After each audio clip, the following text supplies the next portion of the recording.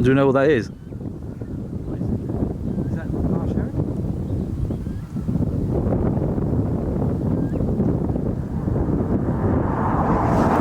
Right, hi guys, down at pet level, and a few people here, but they're all on the beach.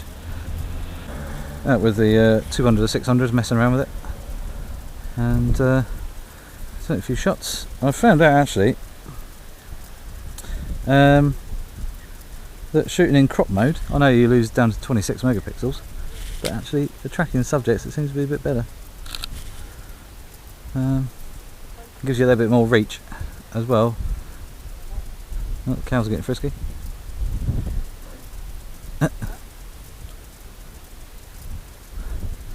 Going for a drink.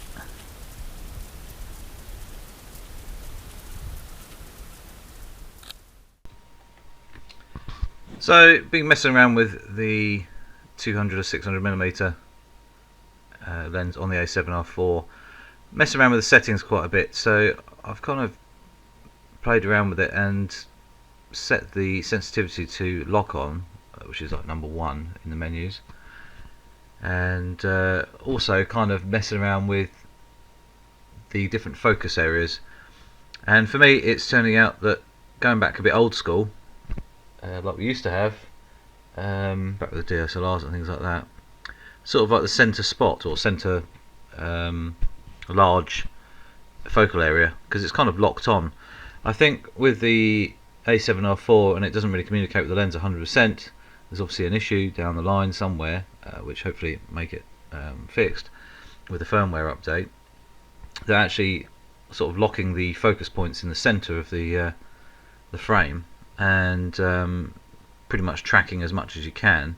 Some of these shots are in zone mode, and it did have a few shots that were pretty good, but there was a few slightly out of focus, or it focused on the wrong part, like you know, its rear wing or something like that, so obviously its head and everything was slightly out of focus, which you can't really complain about because it's not necessarily going to pick the head, you know, or whatever. So it is down to sheer luck and whatever the computer decides is the right area to focus on. But when I started using large center, it's I was getting some better shots, and I think, you know, just tracking yourself with the bird in flight. A lot of the birds aren't flying hugely fast. I mean, the seagulls are just cruising around, probably 25 miles an hour, something like that, nothing too fast. It's the smaller birds that you struggle with, you know, the swallows and sparrows and things like that, because they are really, really quick, and you know, trying to stay with them is actually quite difficult, especially if they're coming towards you or diagonally towards you, because you've got to move that much quicker as the angle gets sort of tighter. But things like a cormorant there, quite a sharp shot, no trouble at all. And this little, I think it's a reed warbler, got a few shots here. So this is why I'm using the small spot in the centre to get the shots here. These are cropped in quite heavily because it was about 40 feet away, I suppose, and it's quite a small bird. But they were basically building, getting nest fibres and things like that off the reeds to obviously build their nest. Lots of little babies and things around, which was cool. So very, actually pretty happy with the lens, even though I know it has got a couple of sort of teething issues as such with the A7R4. But actually the more I use it, the more accustomed I'm getting to it, and obviously you kind of get to know what's going to happen. And like I say, if you put it into AFC large center or large spot in the middle, you can get some quite cool shots. And these I think these are marsh harriers, but they were two different colours, so I'm not really quite sure what was what, but glad I got those though, kind of flying around.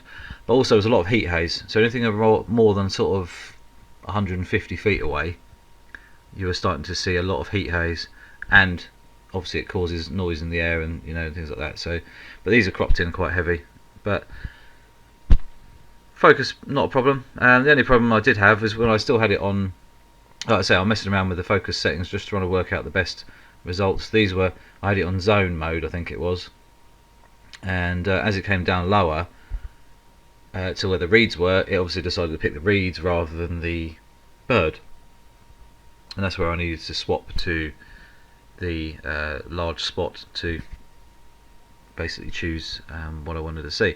So this shot here is actually quite impressive. It came in this this bird quite quickly, and me tracking with it, as you can see there, I was a bit sort of, though it's moving quite quickly, and me tracking with it was a little bit of a challenge because it came in from nowhere. But the camera, I had it on a wide AF there, and it actually tracked it.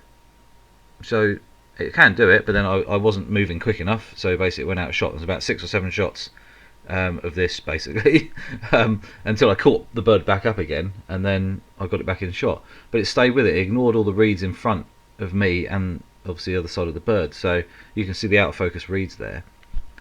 So it can do it, and I think it's just a case of acclimatising and getting used to the equipment. I know it's not 100% perfect, we know there needs to be an update of some sort to be done, but it just proves the point that you can actually get some pretty good results from it. And shooting through reeds, it still stayed on it, you know, all the way through.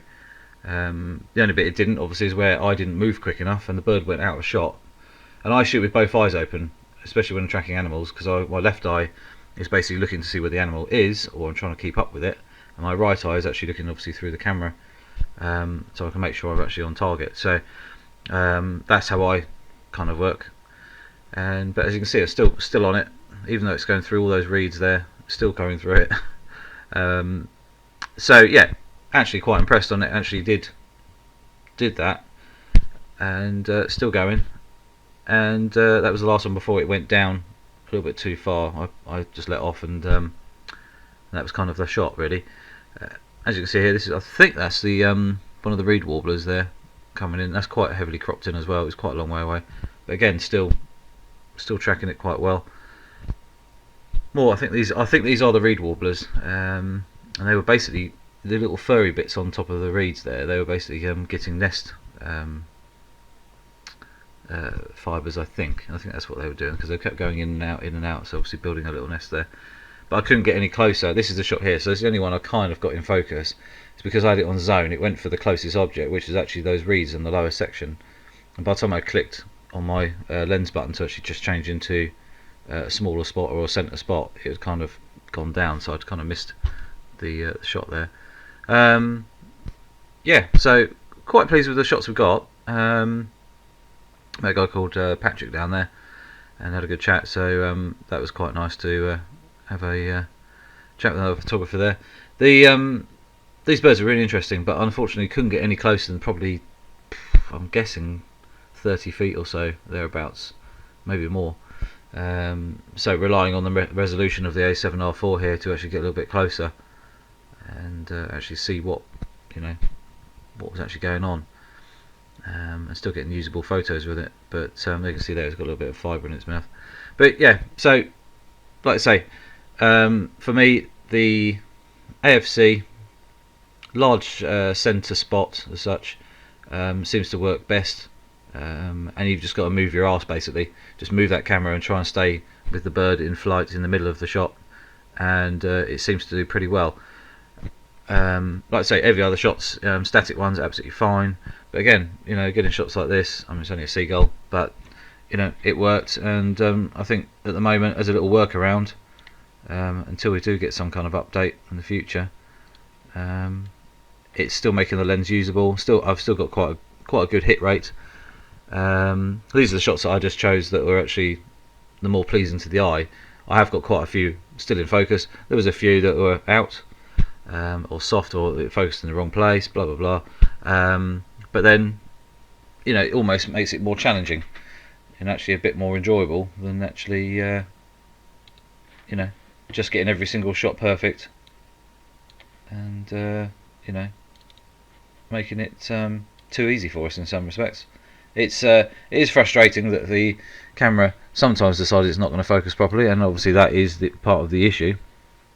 But yeah, it's just one of those life's mysteries, isn't it? So anyway, we're going to be doing some more photos with this lens and combo, just to see if I can dial in the settings a little even more and kind of do a bit more experimentation to kind of work on the technique and everything, getting better shots, and yeah, go from there. But anyway guys, don't Let's start again. Don't forget to click the little notification bell and the subscribe button. That'd be amazing. And I shall see you soon.